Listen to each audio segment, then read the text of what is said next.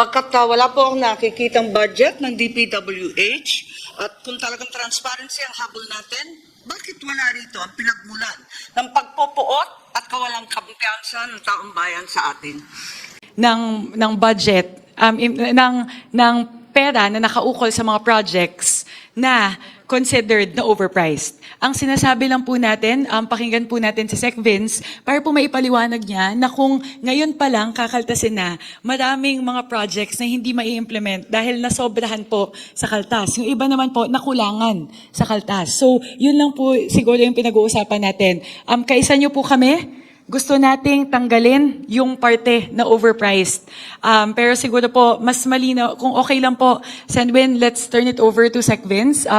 If I may make a motion to please invite Secretary Vince Dizon to be a resource person to the Bicameral Conference. Before we call the resource persons, allow the members to say their piece and also to echo their sentiments para ho at least malaman ho natin lahat kung ano yung sa loobin po ng isa't isa. Senwin, if I may, kasi po, perhaps the best approach would be to let Sec. Vince present, and then if all the conferees have questions, because he will be the best person to answer the questions. Actually, with all due respect, dahil pinag-aralan din ho namin to, no? Pinag-aralan din po natin to. Alam natin yan lahat. Siguro bago ho natin patawag siya, ay bigyan ho natin pagkakataon po ang isa't isa na magbigay ho ng kanilang pahayag. So we recognize Senator Erwin too. Thank you, Mr. Chair, Madam Chair. Gusto ko lang po maliwanagan na bakit po natin ipapatawag ang Secretary po ng Department of Public Works and Highways. And when in fact this is a bicameral conference committee, conference po between the lower house and the upper chamber. Di po ba ng Congress and Senate? Wala naman po nakalagay dito na kasama po executive. Ang tanong ko po kasi, we have given them ample time, Madam Chair, to the opportunity to explain during the committee hearings. Committee hearing po sa Congress, committee hearing po namin dito sa Senate, ganun din po sa plenary debate sa Congress, plenary debate dito sa Senate.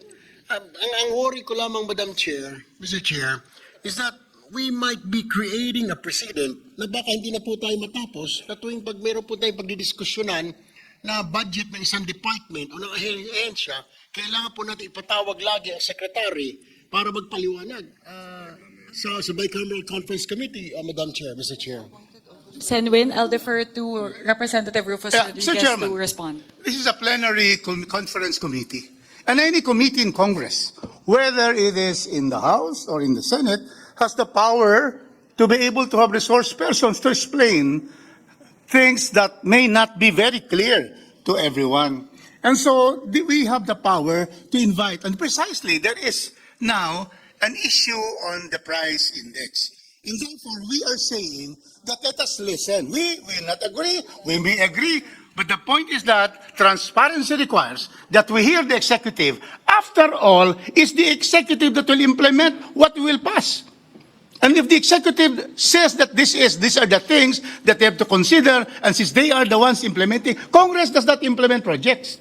So that is why we are requesting just to hear. We are not going to say that we are going to agree to the letter or the recommendation, but let us hear the real resource person, the agency lodged with the public works and highways of this country. Thank you, Mr. Chairman. Before I address that issue, allow me to recognize. It's important that we put things in a proper perspective. Hindi po Senado ang nagtakda ng presyo. Lahat po ng nakalap naming impormasyon ay ayon sa Department of Public Works and Highways. That's very clear. We did not measure roads. We did not weigh sand and gravel. Hinili